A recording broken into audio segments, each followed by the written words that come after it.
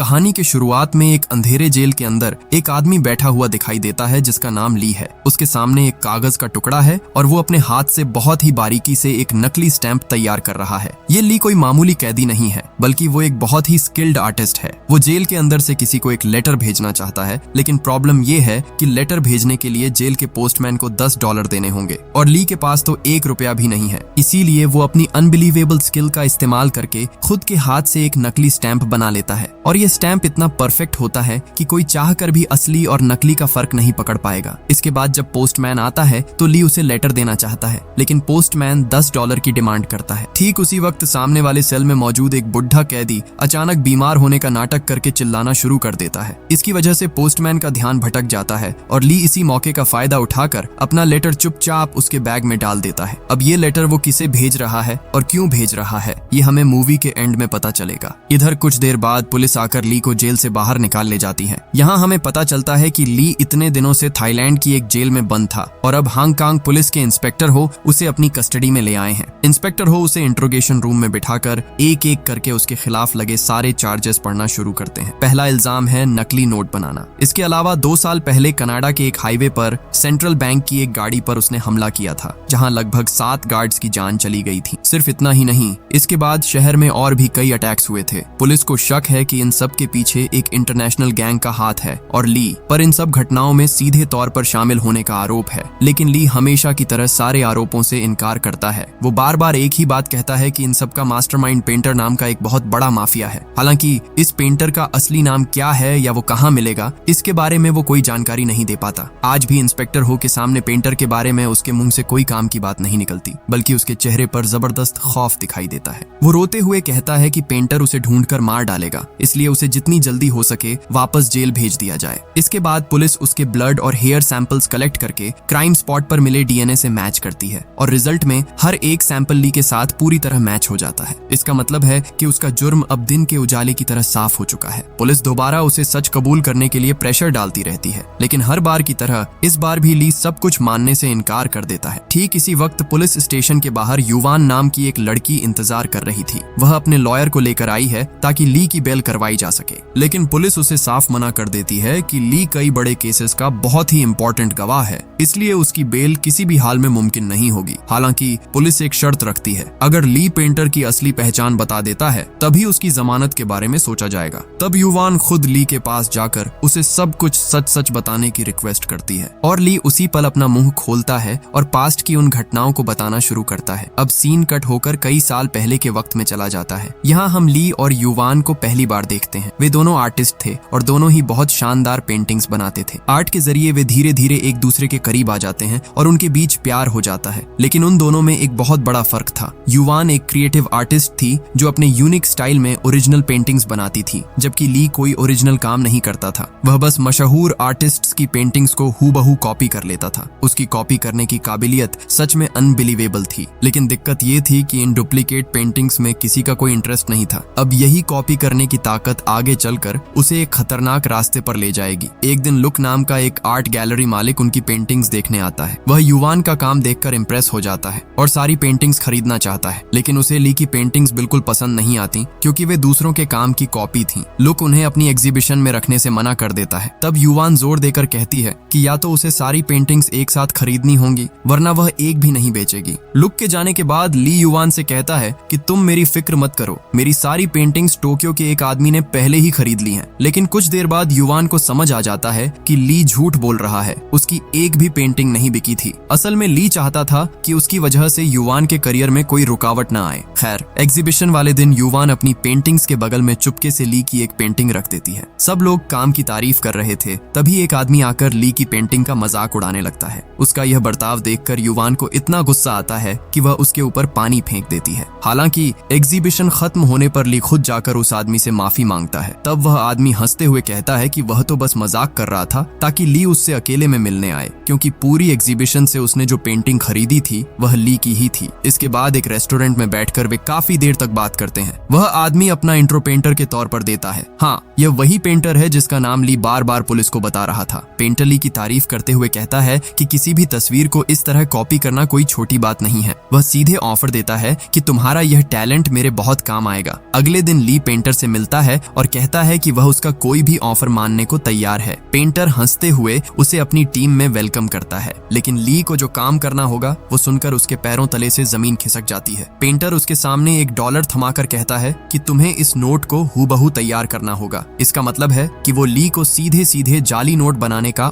Offer दे रहा है। ली तुरंत बुरी तरह भड़क जाता है और उसके प्रपोजल को ठुकरा देता है। तब पेंटर बताता है कि उसका असली नाम सैंग है। पिछले 3 जनरेशन से वे जाली नोट छापने का बिजनेस कर रहे हैं, लेकिन आज तक किसी को जेल नहीं जाना पड़ा क्योंकि वो ये सारा काम बहुत ही सावधानी से करता है। अब सवाल यह है कि क्या ली आखिर में इस खतरनाक ऑफर के लिए राजी होता है? पेंटर तब ली को समझाने लगता है कि ये जो नया डॉलर छापा गया है इसमें मौजूद तस्वीरें और लेटर्स का पैटर्न इतना कॉम्प्लिकेटेड है कि हाई क्वालिटी के महंगे प्रिंटर्स भी उसे ठीक से प्रिंट नहीं कर सकते। इसलिए यहाँ ली के हाथों की उस अनबिलीवेबल स्किल की जरूरत होगी और ली का काम देखकर ही पेंटर उसे इस ऑफर के लिए राजी करना चाहता है। ली पहले तो मना कर देता है, लेकिन अपनी खराब माली हालत के बारे में सोचकर आखिरकार मान जाता है। उस वक्त युवान एक एग्जीबिशन के लिए अमेरिका जा रही थी, इसीलिए ली उसे कुछ भी बताए बिना चुपचाप वहां से निकल आता है। इधर पेंटर उसे प्लेन से कनाडा ले जाता है। वहां वो ली को अपनी पूरी टीम से मिलवाता है। इस टीम में जाली नोट बनाने में 20 साल का एक्सपीरियंस रखने वाले कुछ उस्ताद लोग हैं। हर कोई किसी न किसी काम में बिल्कुल एक्सपर्ट है। वे सब मिलकर जाली नोट बनाने का एक बड़ा प्लान तैयार करने बैठते हैं। यहाँ हमें समझ आता है कि अमेरिकन डॉलर को कॉपी करना कोई बच्चों का खेल नहीं है। हर US डॉलर पर बेंजामिन फ्रैंकलिन की एक फोटो होती है और यह फोटो कई बारीक लेयर्स के जरिए बनाई जाती है। फ्रैंकलिन के कॉलर पर छोटे छोटे लेटर्स में यूनाइटेड स्टेट्स ऑफ अमेरिका लिखा होता है। अब नए नोट्स में अमेरिकन सरकार ने और भी कई सिक्योरिटी लेयर्स जोड़ दी हैं, जिसकी वजह से बारीक पेंटिंग या एडवांस प्रिंट के बिना इस नोट को कॉपी करना बिल्कुल नामुमकिन है। सिर्फ इतना ही नहीं, नोट्स में एक खास इंक का इस्तेमाल किया गया है जो एक तरफ से देखने पर पर्पल और दूसरी तरफ से देखने पर गोल्डन दिखाई देती है। इस चीज को मोर इफेक्ट कहा जाता है, यानी इंक में एक कलर चेंजिंग इफेक्ट है। इसका मतलब है कि इस नोट को बनाने के लिए उन्हें असली पेपर और यह खास इंक दोनों का जुगाड़ करना होगा। अब पेंटर की पूरी टीम इन प्रॉब्लम्स के सॉल्यूशन पर दिमाग लगाने लगती है। सबसे बड़ा चैलेंज था वाटरमार्क लगाने का काम। इसके लिए वे पुराने चाइनीज आर्टिस्ट्स की टेक्निक फॉलो करके 3 अलग अलग लेयर्स पर पेंट करने का प्लान बनाते हैं। सबसे बीच वाली लेयर पर बहुत ही बारीकी से वाटरमार्क सेट किया जाएगा और ये पूरा काम ली को अपने हाथों से पूरा करना होगा। अब मेन काम शुरू करने से पहले ली कुछ प्रैक्टिस नोट्स तैयार करता है। वो इतने परफेक्ट तरीके से नोट ड्रॉ करता है कि टीम के सभी लोग उसका काम देखकर पूरी तरह से हैरान रह जाते हैं। इसी तरह कुछ दिन प्रैक्टिस करने के बाद वे अचानक ईस्टर्न यूरोप चले जाते हैं। वहाँ एक नीलामी में पुराने बैंक नोट छापने की मशीन बिक रही थी और वे उसे खरीद लेते हैं। अब सवाल आता है कि असली बैंक नोट जैसा कागज कहाँ से आएगा। तब पेंटर एक कमाल की जानकारी देता है। वो बताता है कि USA सरकार जिस कागज से नोट छापती है, ठीक उसी क्वालिटी के कागज से वे टेलीफोन डायरेक्टरी भी तैयार करते हैं। बस ये बात सुनते ही वे उस डायरेक्टरी के छापे खाने में जाकर मालिक से सीधे 500 टन पेपर खरीद लेते हैं। अब इन पेपर्स को लेकर ली के डिजाइन के हिसाब से जाली नोट छापने का काम शुरू होता है। नीलामी से खरीदी गई उस विशाल मशीन में नोट पर नोट छपने लगते हैं और ये नोट देखने में बिल्कुल असली नोट जैसे ही लगते हैं। लेकिन एक बड़ी प्रॉब्लम अभी भी बाकी थी और वो थी कलर चेंजिंग मोर इफेक्ट। इसके लिए जो खास इंक चाहिए वो सिर्फ सरकारी दफ्तरों के पास ही मिलती है और इस इंक को हासिल करने के लिए पेंटर एक खौफनाक प्लान बनाता है। खैर, पेंटर अपनी टीम के साथ सेंट्रल बैंक की एक गाड़ी पर सीधा हमला बोल देता है। उस गाड़ी में उस कलर चेंजिंग इंक के कई बैरल थे और पेंटर उन्हें ही लूटने आया था। अब न चाहते हुए भी ली को इस काम में उसके साथ जाना पड़ता है। गाड़ी छीनने की कोशिश के दौरान गार्ड्स गोलियां चलाना शुरू कर देते हैं और जवाब में पेंटर की गैंग भी पलटवार करती है। इस भीषण गोलीबारी के बीच बेचारा ली बुरी तरह फंस जाता है। तभी एक गार्ड अचानक ली की तरफ बंदूक तान देता है, लेकिन ठीक उसी वक्त पेंटर आकर उस गार्ड को गोली मारकर खत्म कर देता है। इसके बाद पेंटर बम फेंककर दूर की एक गाड़ी को उड़ा देता है, जिसकी वजह से बाकी गार्ड्स भी मारे जाते हैं। फिर वे इंक के बैरल लूटकर तेजी से वहां से रफू चक्कर हो जाते हैं। लेकिन इतने सब के बीच पहली बार पेंटर का ऐसा हिंसक रूप देखकर ली के अंदर रूह कांप जाती है। अब तक डरते डरते जाली नोट तो बना रहा था, लेकिन उसने कभी नहीं सोचा था कि उसे खून खराबे में भी शामिल होना पड़ेगा। पर अब वो एक ऐसे दलदल में फंस चुका था जहां से बाहर निकलने का कोई रास्ता रास्ता नहीं था। इधर मोर इफेक्ट वाली इंक लाने के बाद वे उसे प्रिंटर में लगाकर दोबारा नोट छापना शुरू करते हैं और अब जो नोट बाहर निकलते हैं उन हर एक नोट में असली नोट की तरह ही कलर चेंजिंग इफेक्ट दिखाई देता है। ये नजारा देखकर पूरी टीम खुशी से उछलने लगती है क्योंकि उन्होंने कुछ ऐसा बना लिया था जिसे असली नोट से अलग करना नामुमकिन था। लेकिन ली अंदर ही अंदर बहुत ज्यादा गिल्ट महसूस कर रहा था। वह पेंटर से पूछता है कि जब यह इंक खत्म हो जाएगी तो क्या फिर से लोगों को मारकर इंक लानी होगी? इससे बेहतर है कि मैं खुद यह इंक बनाने की कोशिश करके देखूं। लेकिन पेंटर उसकी बात सुनकर उसे जोर से झिड़क देता है और चुप करा देता है। अब पेंटर के ऑर्डर पर उसके लोग सूटकेस में भरकर जाली नोट अलग अलग देशों में स्मगल करना शुरू कर देते हैं। इस तरह उनका जाली नोटों का साम्राज्य दिनों दिन बढ़ता जाता है। लेकिन पुलिस को पहले ही उनकी हरकतों की भनक लग चुकी है। विंग नाम के एक अंडरकवर पुलिस ऑफिसर को इस केस की इन्वेस्टिगेशन की जिम्मेदारी दी जाती है। यह विंग इंस्पेक्टर हो के साथ मिलकर पेंटर की गैंग की मूवमेंट को फॉलो करना शुरू करता है। फिर एक खरीदार का भेस बदलकर वे सीधे गैंग के मेंबर्स से मिलने जाते हैं। यहाँ पेंटर के लोग समंदर के बीच एक नाव पर पार्टी कर रहे थे।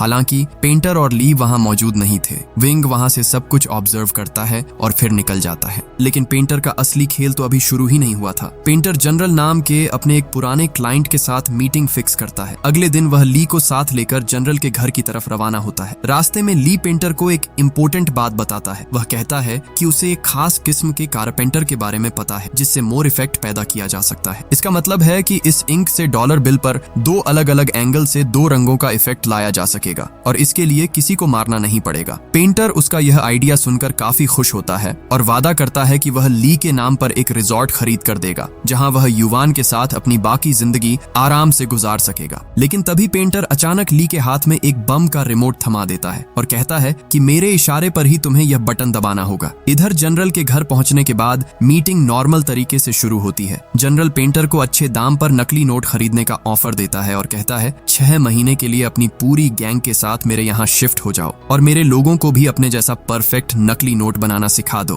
फिर जनरल हंसते हुए कहता है अगर तुम्हारे पिता जिंदा होते तो वे इस डील के लिए तुरंत मान जाते। यह बात सुनते ही पेंटर के चेहरे के हाव भाव भयानक तरीके से बदल जाते हैं। वह धीरे से कुर्सी से उठकर जनरल के पास जाता है और उसके कान में फुसफुसाते हुए कहता है 7 साल पहले तुमने ही मेरे पिता का खून किया था। यह सुनकर जनरल समझ जाता है कि पेंटर यहाँ बिजनेस करने नहीं बल्कि बदला लेने आया है। पेंटर अपनी शर्ट खोलकर दिखाता है कि उसकी पूरी बॉडी पर बम बंधे हुए हैं। फिर वह चिल्लाकर ली को रिमोट का बटन दबाने के लिए कहता है, लेकिन डर के मारे थर थर कांप रहा ली अपना हाथ तक नहीं हिला पा रहा है। पेंटर के और भी जोर से डांटने पर ली के हाथ से रिमोट जमीन पर गिर जाता है और गिरते ही उसका स्विच दब जाता है। लेकिन धमाका पेंटर की बॉडी पर बंधे बमों से नहीं होता क्योंकि वे तो नकली थे। असल में ब्लास्ट बाहर पार्क की हुई पेंटर की गाड़ी में होता है। मतलब क्या ही बोलूं, यह आदमी अपनी गाड़ी में पूरा का पूरा बम लेकर घूम रहा था। धमाके के जोरदार झटके से जनरल के कई लोग वहीं ढेर हो जाते हैं। बाकी लोग दौड़ कर आते हैं और पेंटर पर गोलियां चलाने लगते हैं। लेकिन पेंटर दोनों हाथों में 2 पिस्टल लेकर ऐसे स्टाइल में गोलियां चलाता है कि एक के बाद एक लोग जमीन पर गिरने लगते हैं। लेकिन यह तो बस शुरुआत थी क्योंकि जनरल भी कोई कच्चा खिलाड़ी नहीं था, पर पेंटर ने इसके लिए पहले से इंतजाम कर रखा था। उसका एक साथी दूर जंगल से लगातार रॉकेट लॉन्चर दागना शुरू कर देता है। रॉकेट लॉन्चर के हमलों से वहां सब कुछ उड़ जाता है और पूरा इलाका आग की लपटों में घिर जाता है। चारों तरफ धुएं और बर्बादी के बीच पेंटर 2 राइफलें लेकर और भी लोगों को साफ कर देता है। फिर उसके कुछ और साथी गाड़ियां लेकर आते हैं और जनरल के आदमियों को कुचलना शुरू कर देते हैं। इसी बीच जनरल के कुछ लोग जंगल में घुसकर रॉकेट लॉन्चर चलाने वाले बंदे को खत्म कर देते हैं। इन सब के बीच बेचारा ली एक कोने में दुबक कर अपनी जान बचाने की कोशिश कर रहा है। ये गोलीबारी काफी देर तक चलती रहती है। आखिर में जनरल खुद एक आर्मर्ड कार लेकर आता है और पेंटर पर सीधी फायरिंग शुरू कर देता है। लेकिन पेंटर जबरदस्त स्टाइल में कूदकर उस पर गोलियां चलाता है और गाड़ी के सही हिस्से पर निशाना साध कर पूरी गाड़ी को ही पलट देता है। इस तरह वह जनरल का भी काम तमाम कर देता है। मगर इस जंग के दौरान चिंग नाम की एक लड़की जो जनरल के लिए काम करती थी, उसकी बॉडी में आग लग जाती है। ली दौड़ कर जाता है और उस आग को बुझा देता है, लेकिन तब तक उसका चेहरा बुरी तरह झुलस चुका था। लौटते वक्त पेंटर उसे हॉस्पिटल ले जाता है और फिर धमाका करके जनरल के पूरे ठिकाने को मिट्टी में मिला देता है। करीब 1 महीने बाद चिंग चिंग धीरे धीरे अपनी चोटों से ठीक होने लगती है। पेंटर उसे एक नई आईडी और पासपोर्ट देता है जिस पर उसका नाम युवान लिखा था। ये देखकर ली को बहुत गुस्सा आता है क्योंकि युवान उसकी प्रेमिका का नाम है, लेकिन पेंटर उसकी बात पर ध्यान नहीं देता। इस तरह नई पहचान के साथ चिंग पेंटर की गैंग में शामिल हो जाती है और धीरे धीरे ली की तरफ अट्रैक्ट होने लगती है।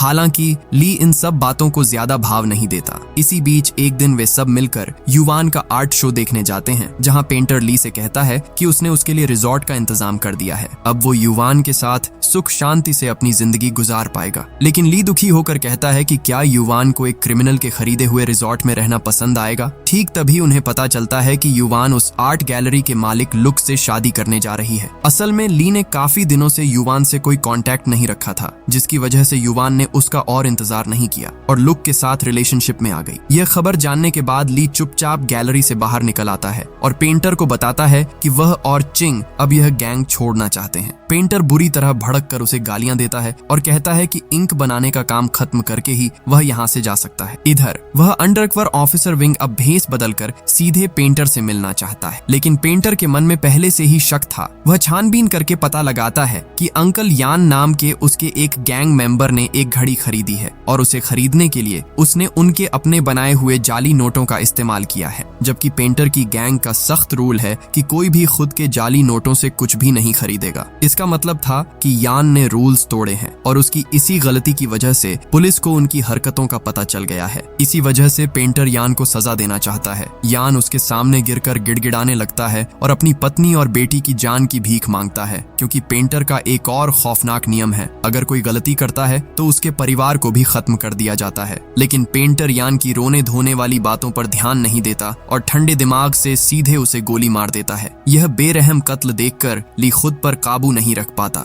वह तुरंत पेंटर पर झपट पड़ता है, लेकिन पेंटर उसके कान के पास से गोली चला देता है और उसके चेहरे पर एक जोर का मुक्का जड़ देता है। इधर विंग दोबारा भेस बदलकर पेंटर से मिलने आता है, लेकिन पेंटर को उसके सारे प्लान पहले से पता थे, इसलिए बात करने के दौरान वह अचानक ली से कहता है कि वह विंग को गोली मार दे। लेकिन इस बार भी ली अपनी जगह से हिल नहीं पाता। आखिर में पेंटर खुद ही विंग को गोली मारकर खत्म कर देता है। इसके बाद वह ली पर और भी ज्यादा भड़क जाता है और उसके सामने कुछ ऐसा रिवील करता है जिसे सुनकर ली के पूरे शरीर में ठंडी लहर दौड़ जाती है। पेंटर दिखाता है कि उसने युवान और उसके होने वाले पति लुक को इस वक्त बंधक बना रखा है, यानी इस आदमी ने किसी तरह युवान और लुक को किडनैप कर लिया था, सिर्फ ली को ब्लैकमेल करने के लिए। पेंटर ली को सीधे लुक पर गोली चलाने के लिए कहता है, लेकिन ली इसके लिए बिल्कुल राजी नहीं होता। वह उल्टा पेंटर पर ही पिस्तौल तान देता है। इसी दौरान ट्रिगर दबने से अंधाधुंध गोलियां चलती हैं, जिसमें लुक मारा जाता है। इसके बाद पेंटर और ली के बीच एक जबरदस्त गन फाइट शुरू हो जाती है। इसी दौरान चिंग आकर पेंटर के आदमियों को एक के बाद एक खत्म करने लगती है। आखिर में ली सीधे पेंटर के सीने में गोली मारकर उसे भी खत्म कर देता है। इधर ली युवान को बचाना चाहता है, लेकिन चिंग युवान को जान से मारने की धमकी देकर उसे रोक देती है। असल में चिंग ली की तरफ काफी अट्रैक्ट हो गई थी, इसलिए वह किसी भी हाल में युवान को ली के पास नहीं जाने देना चाहती थी। ली के पास और कोई रास्ता नहीं बचता, इसलिए वह युवान को वहीं छोड़कर वहां से निकलने पर मजबूर हो जाता है। इसके बाद वह पैसों का बैग लेकर उसी रिजॉर्ट में चला जाता है जो पेंटर ने उसके लिए खरीदा था। अगली सुबह ली अखबार में पढ़ता है कि पुलिस को पेंटर की डेड बॉडी नहीं मिली है। तब उसके दिमाग में एक ही ख्याल आता है कि शायद पेंटर मरा नहीं है और वह युवान को मारकर बदला लेगा। इसलिए ली युवान को बचाने के लिए तेजी से निकलता है, लेकिन इसी बीच रास्ते में पुलिस आकर उसे अरेस्ट कर लेती है। यानी इसके बाद जो हुआ वह हमने मूवी की शुरुआत में देखा था। पुलिस ली के सामने शर्त रखती है कि अगर वह पेंटर के बारे में सारी जानकारी देगा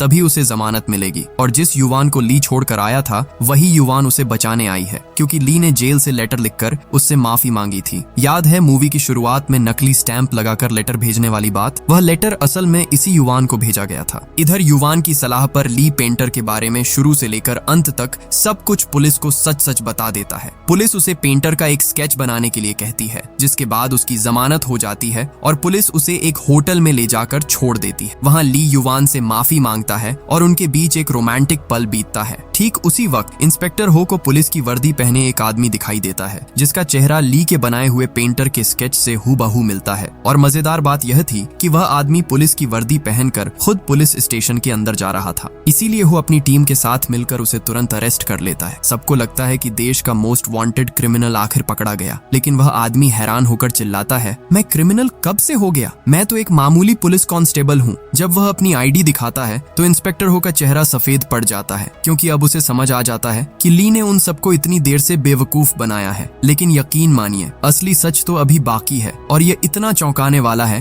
कि आप दंग रह जाएंगे। क्या आप अभी तक बात समझ पाए? इतनी देर से जिस भयानक पेंटर की कहानी सुनाई जा रही थी, वह पेंटर असल में कोई और नहीं बल्कि खुद ली है। जाली नोट डिजाइन करने से लेकर सेंट्रल बैंक की गाड़ी पर हमला करने और जनरल के ठिकाने पर नरसंहार करने तक ये सब कुछ उसने अकेले ही अंजाम दिया था। लेकिन खुद को बचाने के लिए उसने पुलिस के सामने बहुत ही मासूम बनकर पेंटर नाम का एक काल्पनिक किरदार खड़ा कर दिया। और जिस बेचारे पुलिस कांस्टेबल को उसने गिरफ्तारी के वक्त ड्यूटी पर देखा था, उसी का चेहरा उसने पेंटर के स्केच के तौर पर बना दिया। सोचिए, पूरी मूवी के दौरान हमें लगा कि ली एक मासूम आर्टिस्ट है जिसे जबरदस्ती इस जुर्म में घसीटा गया, जबकि वही इस पूरे ऑपरेशन का असली मास्टरमाइंड था। सिर्फ इतना ही नहीं, और भी भयानक सच ये है कि चीन से आने के बाद ली की युवान से कभी मुलाकात ही नहीं हुई थी। जो लड़की उसे बचाने पुलिस स्टेशन आई थी और जिसके साथ वह होटल में था, वह असल में युवान नहीं थी, वह वही चिंग थी जिसकी ली ने प्लास्टिक सर्जरी करवाकर उसे युवान का चेहरा दे दिया था। याद है, जनरल के ठिकाने पर उस जंग के दौरान चिंग का चेहरा झुलस गया था। ठीक उसके बाद ली ने उसे युवान जैसा बनवा दिया, क्योंकि वह असली युवान को कभी हासिल नहीं कर सका था। इसलिए उसने चिंग को युवान बनाकर अपने पास रख लिया। खैर, अगले दिन नकली युवान बनी हुई चिंग बुरी तरह चिढ़ जाती है। उसे समझ आ जाता है कि ली ने उसे कभी चिंग के तौर पर प्यार किया ही नहीं,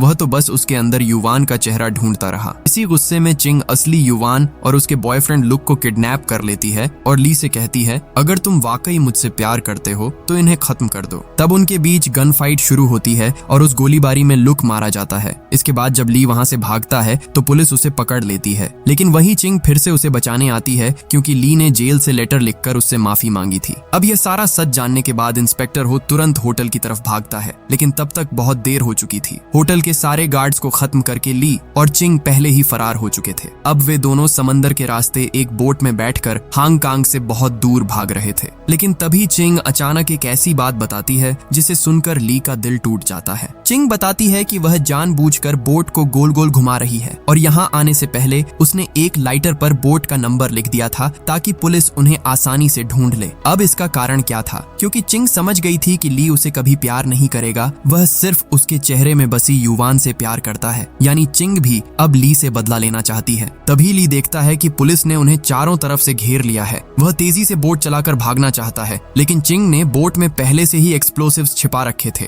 वह ट्रिगर दबा देती है और एक जोरदार धमाके के साथ पूरी बोट आग के गोले में बदल जाती है। आखिर में वह आग उन दोनों को निगल लेती है। ली की मौत के बाद इंस्पेक्टर हो असली युवान के पास जाता है। वह उसे बताता है कि उन्होंने पेंटर की पहचान कर ली है। अब युवान को तो यह पता ही नहीं था कि ली ही असली पेंटर है, क्योंकि किडनैप के वक्त उसकी आंखों पर पट्टी बंधी थी। जब इंस्पेक्टर हो उसे ली की फोटो दिखाता है तो वह कहती है, हाँ, मैं इस आदमी को जानती हूँ, ये कभी मेरा पड़ोसी हुआ करता था। इसका मतलब ये है कि ली और युवान के बीच कभी कोई रिश्ता था ही नहीं। उसका प्यार पूरी तरह से एक तरफा था और उसने कभी युवान से अपने दिल की बात भी नहीं कही थी। वह उसके लिए इतना ऑब्सेस्ड था कि वह युवान जैसा आर्टिस्ट बनना चाहता था, लेकिन उसके जैसा ओरिजिनल आर्टिस्ट बनना ली के बस में नहीं था। इसीलिए उसने अपनी कॉपी करने की जबरदस्त स्किल का इस्तेमाल करके एक गलत रास्ता चुन लिया। उसका प्लान था कि बहुत सारा पैसा कमाकर वह एक दिन युवान के सामने सिर उठाकर खड़ा होगा, लेकिन उसका वह सपना भी आखिरकार राख हो गया। समंदर के काले पानी में बिखरे हुए बोट के टुकड़े, जलते हुए कागज की राख और एक कमाल के टैलेंट का यह बेकार अंत, जिससे उसने प्यार किया वह उसे जानती तक नहीं थी, और जिसने उसे प्यार किया उसकी उसने कभी कद्र नहीं की। और यहीं पर यह कहानी खत्म हो जाती है।